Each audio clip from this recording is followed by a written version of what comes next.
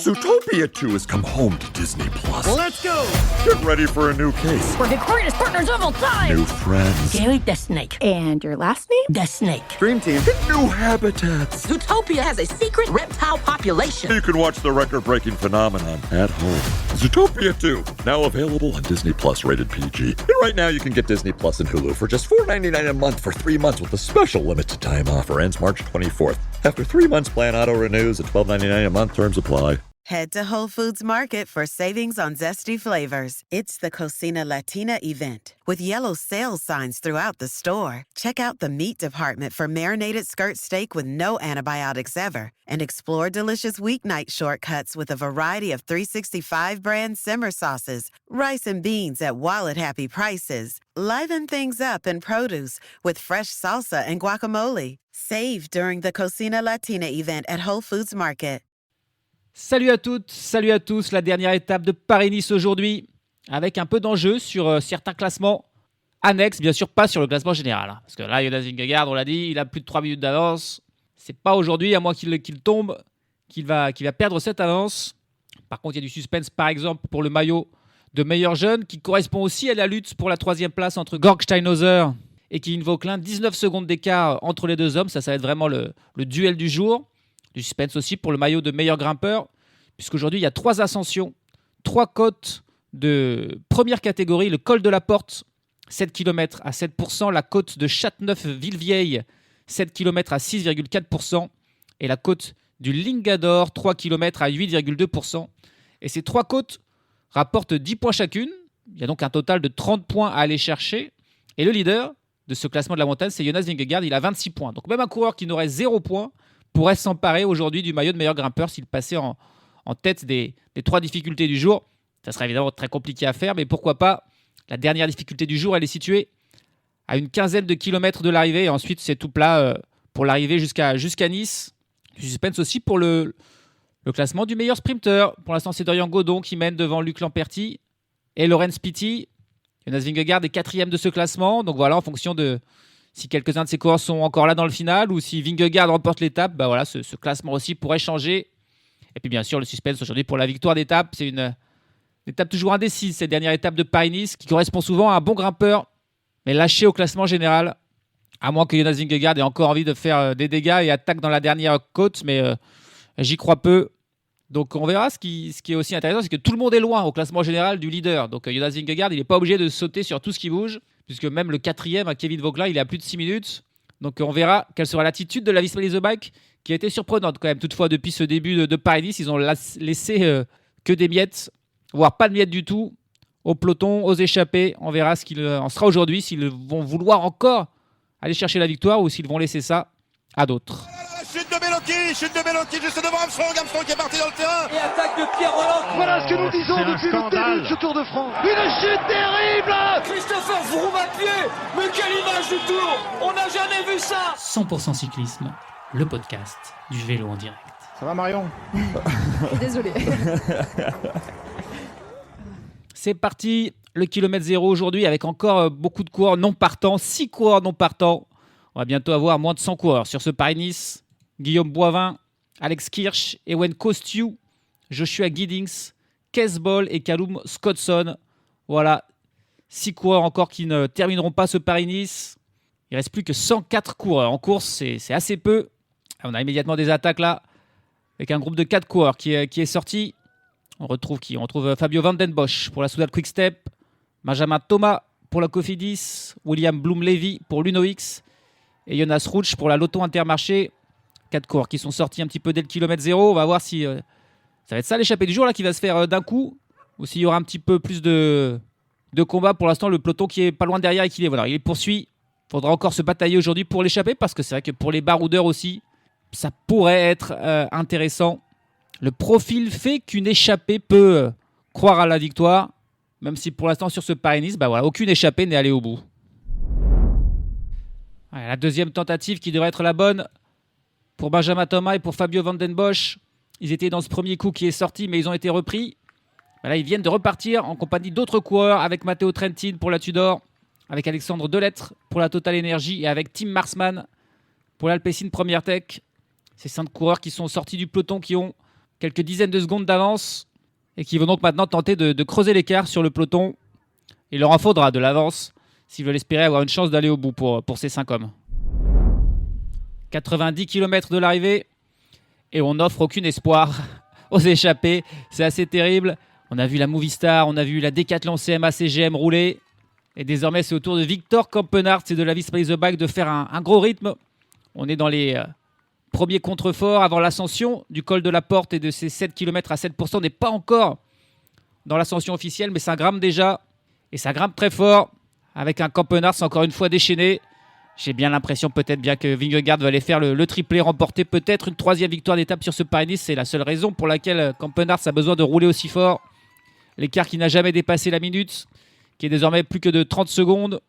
Le temps à l'avant pour les 5 hommes de tête est déjà compté. Ils auront fait une échappée pendant une vingtaine de kilomètres, probablement avant d'être repris. Et bien voilà, les échappés qui sont repris à l'aventure qui n'aura pas duré longtemps. Hein. Pour Matteo Trentin, pour Fabio Van Den Bosch, Benjamin Thomas, Alexandre Delettre et Tim Marsman, qui sont repris par ce gros rythme donc de la Visma. Peloton de nouveau groupé, enfin groupé, pas tout à fait, parce que par contre évidemment ça va très vite, donc ça lâche à l'arrière. Luc Lamperti a été dispensé, là c'est au tour de Dorian Godon, tiens, avec son maillot vert, d'être lui aussi lâché. Mais il y en a plein d'autres qui ont lâché prise. Le rythme n'est pas infernal, mais presque. Désormais, on va arriver à une toute petite descente, puis ce sera officiellement le pied du col de la Porte et de ses 7 km à 7%. Intéressant de voir ce qui va se passer. Et puis à noter un petit point de détail intéressant qui pourrait encore une fois diminuer le nombre de coureurs qui termineront ce Paris-Nice à cause des élections municipales. Tous les coureurs qui seront pointés à plus de 15 minutes de la tête de la course au kilomètre 103, c'est-à-dire au sommet de la côte du Linguador, ils seront exclus de la course. Et au vu du rythme assez terrible de ce début d'étape, du fait qu'il reste encore tout simplement les 3 difficultés du jour à faire, il risque d'y en avoir là, des coureurs pointés à plus de 15 minutes de la tête de la course à la sommet du côte du Linguador. Donc il pourrait y avoir une hécatombe totale. Ça sera aussi quelque chose à suivre dans ce Paris-Nice qui décidément n'aura rien épargné aux coureurs. Du coup, on va profiter pour certains coureurs, meilleurs grimpeurs dans ce col de la Porte pour tenter de sortir, pour reformer une échappée avec Jefferson Alvaro Cepeda, avec les Français Valentin Paré-Peintre, Nicolas Prodhomme et avec Fabio Van Den Bosch qui y retourne. C'est la 3e fois qu'il va dans l'échappée, Fabio Van Den Bosch. Enfin, l'échappée, c'est un grand mot. Hein. Ce sont juste 4 coureurs qui sont sortis, qui ont 10 secondes d'avance sur le peloton. Un peloton qui est maintenant mené par la Team Emirates. Bon, alors, essayez d'y comprendre quelque chose. La Team Emirates, aujourd'hui, il compte certainement sur Marc Soler. C'est un type d'étape, c'est vrai qu'il lui correspond bien. Il est loin au classement général. S'échapper dans le final, finir en solitaire, c'est une des spécialités un petit peu de Marc Soler. Donc voilà, la Team Emirates qui roule. On va voir si ces 4 hommes qui sont de nouveau sortis vont réussir à prendre un peu d'avance. Et tiens, Marc Soler justement qui attaque. Voilà, Marc Soler, c'est pour ça que la Team Emirates roulait, c'était pour lancer Marc Soler qui est sorti. Il a Will Barta avec lui. Alors que c'est plus compliqué pour Fabio Van Den Bosch. Ouais, Fabio Van Den Bosch, il ne pouvait pas suivre et il a déjà fait trop d'efforts. Il est distancé par la tête de la course, il va être repris par le peloton. Marc Soler qui sort, qui va les rejoindre très certainement assez rapidement. Le trio désormais en tête avec Cepeda, Paré-Peintre, Prodhomme. Et là, on aurait un bon groupe. Que c'est dur. Il n'y a plus qu'une trentaine de coureurs déjà dans le peloton qui, en fait, est finalement le groupe des favoris, toujours mené par la Visma Leasebike. Et ils ont repris quelques-uns des échappés. Will Barta, Jefferson Cepeda, Nicolas Prodhomme. Il ne reste plus que Valentin Paré-Peintre qui est seul en tête et qui va passer en tête donc du col de la Porte, prendre les 10 points. Il est poursuivi par Marc Soler qui est une quinzaine de secondes derrière lui et qui va passer en 2e position. Et derrière, c'est le peloton pointé à une trentaine de secondes, toujours mené par la Visma et par Victor Campenaerts et Bruno Armirail qui ont été admirables durant tout ce Paris-Nice pour travailler pour Vingegaard. Elle a fait mal cette ascension. Désormais, ça va être une longue descente, quasiment 20 km de descente. Et puis on enchaînera avec la côte de Châteauneuf-Villevieille.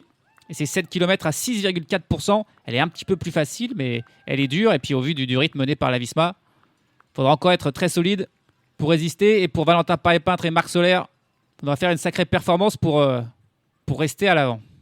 Et puis Jonas Vingegaard qui, décidément, il veut tout. Hein. Il veut tout parce que c'est lui qui passe en 3e position au sommet du col de la Porte devant ses équipiers Armirail et Campenaerts.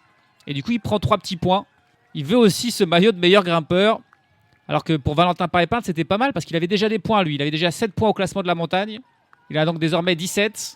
Mais voilà, même s'il passe en tête de la prochaine difficulté, vu que Vingegaard a pris des points là au col de la Porte et qu'il en prendra très certainement dans le final, ça va être très très dur d'aller lui chercher ce maillot. Jonas Vingegaard, il ne laisse rien aux autres. Et Marc Soler qui va être repris. Il n'aura pas pu tenir plus longtemps finalement, Marc Soler, dans cette descente. Il n'y a plus que Valentin Paré-Pintre donc désormais qui est à l'avant, seul en tête. Il a une petite minute d'avance quand même sur le peloton, mené par Wilco Kelderman. Encore un coureur de la Visma Lease Bike qui est là, qui est revenu un petit peu de l'arrière pour travailler. Mais il n'y a donc plus qu'un seul homme en tête, c'est le Français Valentin Paré-Pintre. Attention là, la chute pour Daniel Felipe Martinez. Oh, c'est pas vrai, qu'est-ce qu'il a fait? Il est rentré dans son équipier, dans Laurens Pitti, qui était là. Il a voulu le passer et il lui est rentré un peu dedans. Il est tombé dans le bas-côté. Là, en plus, c'était un endroit où il y avait un peu de béton, alors qu'on venait d'attaquer la difficulté numéro 2, la côte de Châteauneuf-Villevieille. Mais là, il est tombé. Oui, ça te fait mal en plus, Daniel Felipe Martinez, le deuxième du classement général, qui vient de tomber.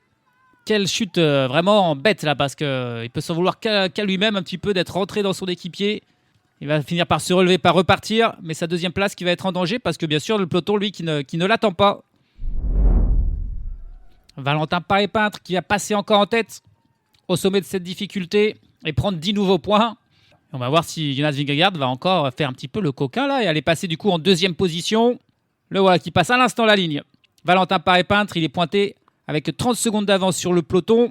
Un peloton donc où ne figure pas Daniel Felipe Martinez qui lui est pointé à 2 minutes derrière et donc environ 1 minute 30 derrière le peloton. Pour l'instant, il sauve toujours sa deuxième place parce qu'il avait quand même pas mal d'avance sur Georg Steinhauser, plus de 2 minutes. Mais il reste encore 45 km. Allez, le peloton qui arrive à son tour et c'est bien Vingegaard qui passe en deuxième position et qui prend les points. Et du coup, à ce classement, Jonas Vingegaard a désormais 34 points et Valentin Paré-Pintre en a 27. Il y a donc encore 7 points d'écart. Il reste une difficulté, le col du Linguador. C'est 3 km à 8%. Ça va être très compliqué pour Paré-Pintre pour aller le chercher, ce maillot. This episode is brought to you by Indeed. Stop waiting around for the perfect candidate. Instead, use Indeed sponsored jobs to find the right people with the right skills fast. It's a simple way to make sure your listing is the first candidates see. According to Indeed data, sponsored jobs have 4 times more applicants than non-sponsored jobs. So go build your dream team today with Indeed. Get a $75 sponsored job credit at Indeed.com/podcast. Terms and conditions apply. The world moves fast. Your workday, even faster. Pitching products, drafting reports, analyzing data. Microsoft 365 Copilot is your AI assistant for work. Built into Word, Excel, PowerPoint, and other Microsoft 365 apps you use. Helping you quickly write, analyze, create, and summarize. So you can cut through clutter and clear a path to your best work. Learn more at Microsoft.com/M365 Copilot. Et ça va être terminé pour Valentin Paré-Pintre qui va être repris avant le début de l'ascension de la côte du Linguador. On est à 23 km de l'arrivée. Et puis derrière, Daniel Felipe Martinez, bien aidé par Laurens Pitti et Alexander Vlasov, qui n'ont plus que 45 secondes de retard sur le peloton. Un groupe de 20 coureurs est formé par ce peloton avec tous les favoris du classement général, à exception donc de Daniel Felipe Martinez. Et puis voilà, on est presque au pied de la côte du Linguador. Attention à l'attaque de Jonas Vingegaard qui devrait avoir lieu dans cette difficulté. C'est Victor Campenaerts qui a pris les choses en main dans cette ascension. Bruno Armirail s'est relevé. Le gros travail de Campenaerts qui lâche beaucoup de monde. Lenny Martinez qui est le premier dans la roue de Vingegaard. Et d'ailleurs, c'est le seul qui arrive à suivre parce que ça lâche pour Terrada, ça lâche pour Vauclin, ça lâche pour Steinhauser. Et c'est parti pour Jonas Vingegaard. Lenny Martinez, le seul pour l'instant à le suivre. Il veut sa revanche il y a 2 jours, quand Vingegaard avait suivi l'attaque de Lenny Martinez, mais pas celle de Terrada. Il avait dû être un petit peu déçu. Et il n'a pas réussi. Il n'a pas réussi à le lâcher pour l'instant. Par contre, tous les autres ont explosé. Lenny Martinez qui même passe devant Jonas Vingegaard. On a encore 2 km d'ascension. Allez, on ne fait pas trop, Lenny Martinez reste plutôt dans la roue. Pour l'instant, le 3e homme, c'est Harel de Terrada, qui est un tout petit peu devant un trio avec Georg Steinhauser, Kevin Vauclin et Mathis Rondel. Pour l'instant, la lutte pour la 3e place, c'est le maillot de meilleur jeune. Statu quo. C'est beau ce que fait Lenny Martinez, qui tient la roue du Danois pour l'instant. Cette ascension est courte. On est à 20 km de l'arrivée. Et pour l'instant, ce duo qui est en train de s'envoler, le duo Vingegaard, Lenny Martinez, c'est peut-être un des deux qui va s'imposer aujourd'hui. Il ne lâchera pas dans cette difficulté. Lenny Martinez, on va arriver au sommet. Jonas Vingegaard qui mène devant le Français. Français qui s'est quand même permis de faire un petit check avec un spectateur qui hurlait son nom. Je pense que c'était un pote à lui. Mais ça veut dire qu'il est quand même vachement lucide pour suivre la route de Vingegaard. Et en même temps, faites un petit check avec un pote sur le bord de la route. Allez, tranquille. C'est beau. Et ces deux coureurs ont 30 secondes d'avance sur les premiers poursuivants. Un groupe avec Kevin Vauquelin, avec Harold Terrada, Yon Izagirre, Mathis Rondel, Georg Steinhauser et Alex Baudin. Et Lenny Martinez, bon, il est un petit peu loin quand même pour la lutte pour le podium. Il est 5e du classement général. Il a 1 minute 47 de retard sur Steinhauser, donc ça sera très compliqué pour aller chercher, combler cet écart-là. Mais par contre, pour la victoire d'étape, ça va largement pouvoir peut-être le faire. En tout cas, il y aura un match entre lui et Vingegaard. Vingegaard qui passe en tête au sommet et qui va s'assurer aussi ce maillot de meilleur grimpeur. Tout se déroule parfaitement pour Vingegaard, à l'exception de ce Lenny Martinez qui l'a suivi et qui prend la tête dans la descente pour faire la descente en tête. C'est un bon descendeur aussi, Lenny Martinez. Maintenant que la difficulté est finie, il a bien raison de travailler avec Vingegaard. Et on va voir lequel des deux sera le meilleur au sprint. Il y a un petit sprint intermédiaire qui va avoir lieu à l'instant, mais je pense pas que Jonas Vingegaard et Lenny Martinez vont s'en soucier parce que les points ou les secondes ne leur serviront pas grand-chose. Vaut mieux rester cohérent entre deux. Ils creusent l'écart avec leurs poursuivants. Ils ont désormais 40 secondes d'avance sur le premier groupe à leur poursuite. Daniel Martinez, lui, est petit à petit en train de revenir, non pas sur la tête de la course, mais sur ce groupe. Avec Steinhauser et Vauquelin, il est pointé à 1 minute 30 de la tête et donc à seulement 50 secondes de ses deux principaux adversaires, que sont Steinhauser et Vauquelin. C'est Lenny Martinez qui va passer en tête, qui va prendre 6 secondes de plus. Bon, imaginons qu'il gagne l'étape, il en prend 10. S'il finit avec un petit peu plus d'1 minute d'avance sur le groupe Kevin Vauquelin, il pourrait prendre la 4e place de Kevin Vauquelin. Pour aller chercher Georg Steinhauser, ça serait un peu plus compliqué. Mais si jamais ça ne s'entendait plus du tout dans la poursuite derrière, pourquoi pas. En tout cas, désormais, on est à 7 km de l'arrivée. Le final est tout plat. Et c'est désormais sûr. Ça ne reviendra pas de derrière. Ils ne s'entendent pas assez bien, les poursuivants qui sont pourtant plus nombreux. Et la victoire va se jouer entre Jonas Vingegaard et Lenny Martinez. 2 km de l'arrivée désormais. Un Paris-Nice qui va bientôt se finir. Et ça se finira sous le soleil quand même. Ça, c'est beau. Après toutes les difficultés météorologiques qu'auront connu les coureurs. J'ai envie de dire un petit peu comme d'habitude. Sur Paris-Nice, c'est un petit peu la tradition de Paris-Nice qu'on se prenne des averses, souvent de la grêle, parfois de la neige. Et qui sera le meilleur dans ce sprint entre Vingegaard et Martinez? Ces deux coureurs ont 25 secondes d'avance sur le groupe de poursuivants qui s'est un petit peu rapproché. Il ne faudra pas trop se regarder quand même dans le final pour être sûr que ça ne revienne pas de l'arrière. Est-ce que Vingegaard va aller chercher une 3e victoire d'étape? Ou est-ce que le petit Lenny Martinez, qui a un bon punch aussi quand même, va être capable de s'imposer? Ça serait beau. Et attention à la flamme rouge là. On commence à se regarder un petit peu. Ils discutent entre eux. Martinez qui se retourne pour voir où sont les autres. Attention, 1 kilomètre de l'arrivée, c'est un peu tôt pour se relever. Et Vingegaard, il a gagné 2 victoires déjà. Donc il peut lui dire, ah oui, mais moi j'ai déjà gagné 2. Et du coup, voilà, c'est Lenny Martinez qui est obligé de prendre la tête. Il demande un relais. Et Vingegaard qui ne prend pas le relais. Vingegaard qui ne prend pas le relais de Lenny Martinez qui joue avec ses nerfs. Ah, c'est terrible. Et Martinez qui se retourne encore, qui regarde où sont les autres. Ça pourrait revenir très rapidement. Lenny Martinez qui mène toujours avec Vingegaard dans sa roue. Il se retourne beaucoup. Vingegaard qui jette aussi un petit coup d'heure derrière pour voir où sont les poursuivants. Il n'a quand même pas envie non plus de se faire reprendre par les autres. Il avait aussi cette victoire. On est à 200 mètres de la ligne. Et c'est parti pour Lenny Martinez qui lance en premier. Pour l'instant, Vingegaard qui n'arrive pas à le dépasser. Lenny qui continue. Vingegaard qui reste derrière, ça va être peut-être bon pour Lenny Martinez. Attention, l'effort de Vingegaard qui commence à remonter, c'est au mano à mano. Ouh, c'est probablement pour Lenny Martinez, en tout cas c'est lui qui lève les bras. Mais waouh, va falloir regarder la photo finish. Il a levé les bras. Alors il a levé les bras après la ligne, hein. Il n'a pas levé les bras trop tôt. Mais ça doit se jouer vraiment à pas grand-chose. Il a l'air sûr de lui. On revoit là le plan par-dessus. Lenny Martinez... Ah, ici, il a levé les bras un tout petit peu avant, mais c'est bien lui qui s'impose. Bravo, Lenny Martinez. Génial, cette victoire de Lenny Martinez. Oh, c'était vraiment chaud, Vingegaard qui revenait. Ça s'est joué à quoi, 10-15 cm. Mais il a tout vu, Lenny Martinez, qui a magnifiquement joué le coup. Il a suivi l'attaque de Vingegaard dans la dernière difficulté du jour, le seul à pouvoir le suivre. Il a collaboré avec Vingegaard et ensuite, dans le dernier kilomètre, c'est lui qui l'a fait en tête. Vingegaard ne passait plus de roulé. Et c'est lui qui a lancé le sprint en premier. Vingegaard resté dans sa roue. Et à 30 mètres de la ligne, Vingegaard a tenté de le dépasser, mais n'a jamais pu le rattraper. Et Lenny Martinez qui s'impose derrière. Il a failli lever les bras un tout petit peu trop tôt. Ça aurait été terrible qu'il nous fasse une Alaphilippe là. Mais c'est bon, c'est passé pour Lenny. Et la joie pour la Bahrain Victorious. La joie dans le staff et les sourires au soleil pour cette équipe et pour le Français dans cette dernière étape de Paris-Nice. Il en avait déjà gagné une l'an passé, Lenny Martinez. Et ben voilà, une deuxième victoire d'étape sur Paris-Nice.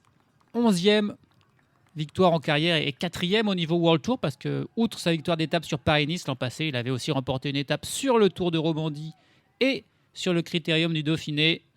Cette saison, il n'avait pas encore gagné, Lenny Martinez.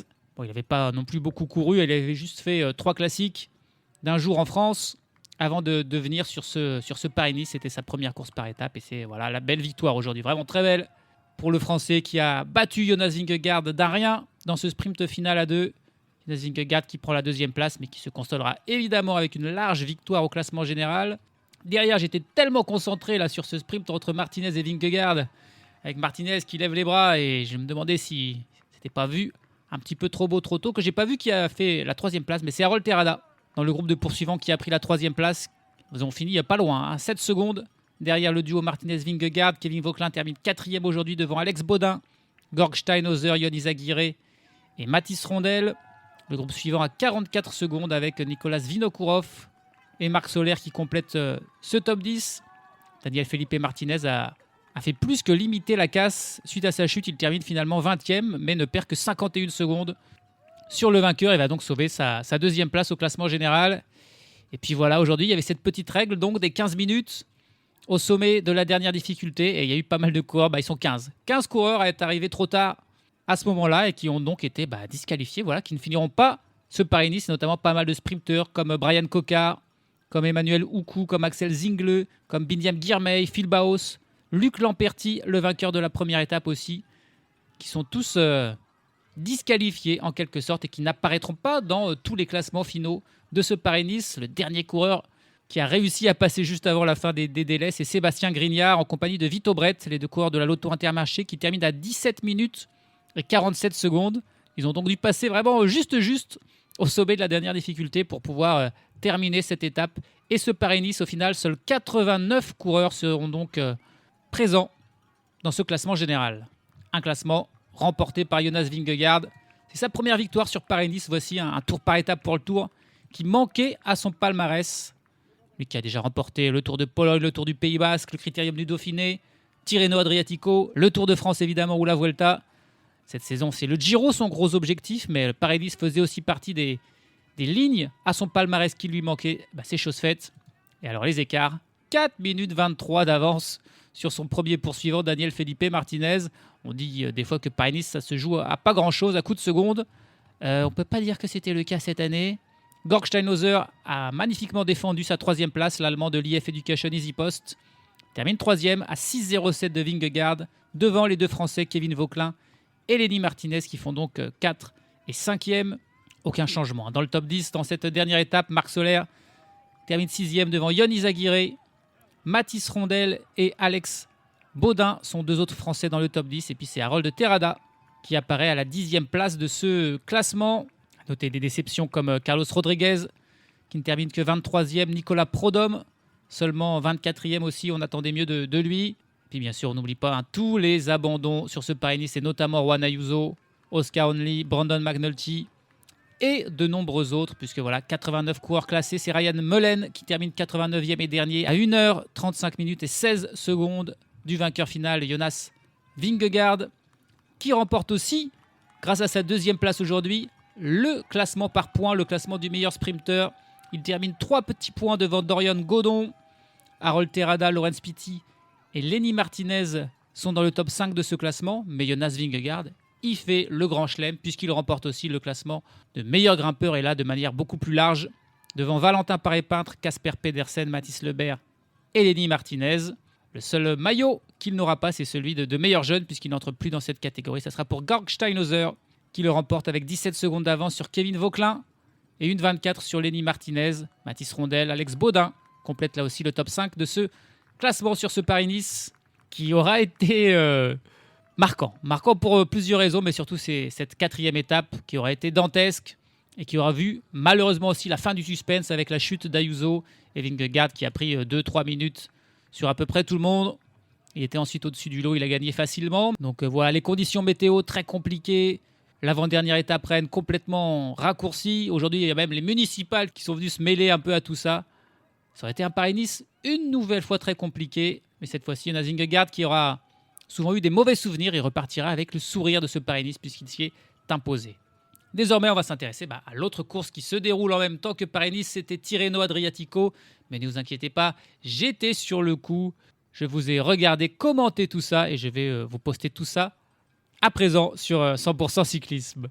Salut à tous, salut à toutes. Find the biggest voices in sports on the Sports Social Podcast Network.